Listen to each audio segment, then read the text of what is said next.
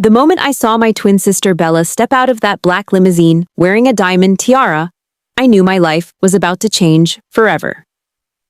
Hi, my name is Maya, and I was about to pull off the most insane identity swap in history. But first, please like and subscribe. You see, Bella and I were separated at birth and adopted by completely different families. While I grew up in a tiny apartment with my struggling single mom, Bella was living her best life as the adopted daughter of the wealthiest royal family in Europe. We looked absolutely identical, down to the tiny scar above our left eyebrow from when we were babies. The only difference was that she had everything I'd ever dreamed of, and I had nothing. I discovered her existence purely by accident when I was scrolling through social media one boring Tuesday night. There she was, trending on every platform, wearing designer gowns and attending charity galas. Princess Bella of Valdoria, they called her. My heart literally stopped beating for a few seconds. It was like looking in a mirror, except the reflection was living in a palace while I was eating instant noodles for the third day straight. After months of stalking her social media accounts and learning everything about her pampered lifestyle, I finally worked up the courage to contact her. To my surprise, she agreed to meet me at a coffee shop downtown. When she walked in, every head turned.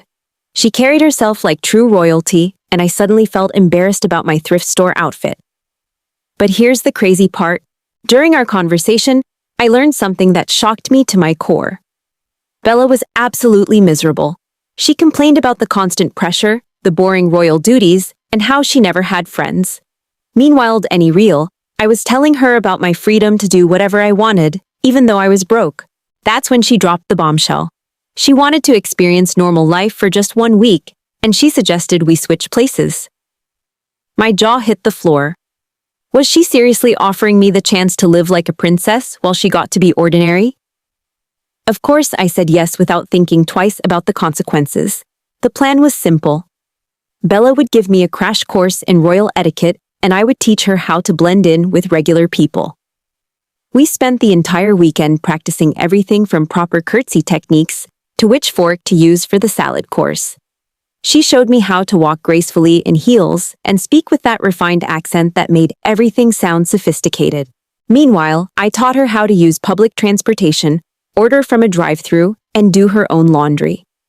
It was hilarious watching this princess struggle to figure out how a washing machine worked.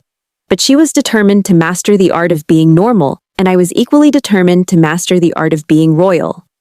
On Sunday night, we dyed our hair to match each other's exact shade and practiced switching our mannerisms. Bella usually spoke softly and kept her hands folded, while I was more animated and talked with my hands. We had to nail every single detail because even the slightest mistake could expose our secret. The switch was scheduled for Monday morning. Bella would return to my apartment and start her week as a regular college student, while I would be driven to the palace to begin my new life as Princess Bella. My heart was racing with excitement and terror at the same time. What if someone noticed? What if I completely humiliated myself at some fancy royal event? But as I lay in bed that Sunday night, staring at the ceiling, I couldn't help but smile. In less than 12 hours, I would be living in an actual castle, wearing designer everything, and eating meals prepared by world-class chefs. Monday morning arrived faster than I ever imagined possible.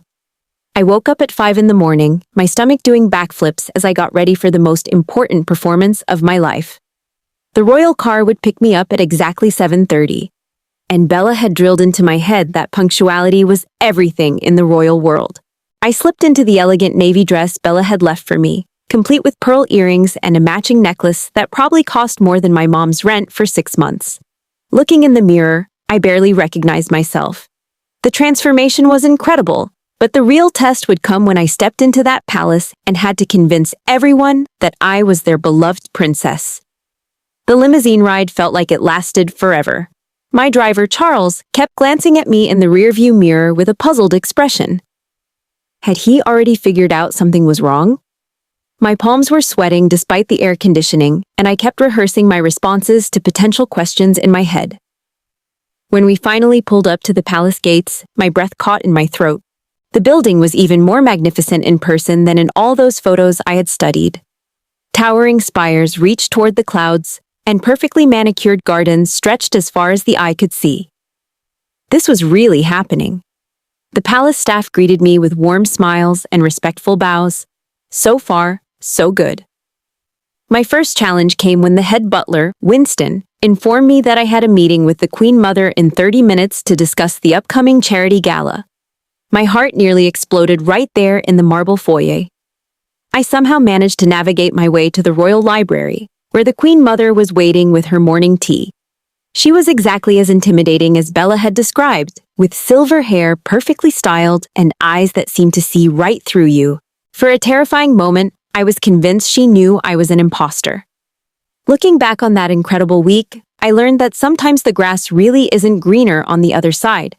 The royal life was amazing, but Bella was right about the pressure being suffocating. When we switched back, we both had a new appreciation for our own lives. Sure, I went back to my tiny apartment, but I also went back to my freedom.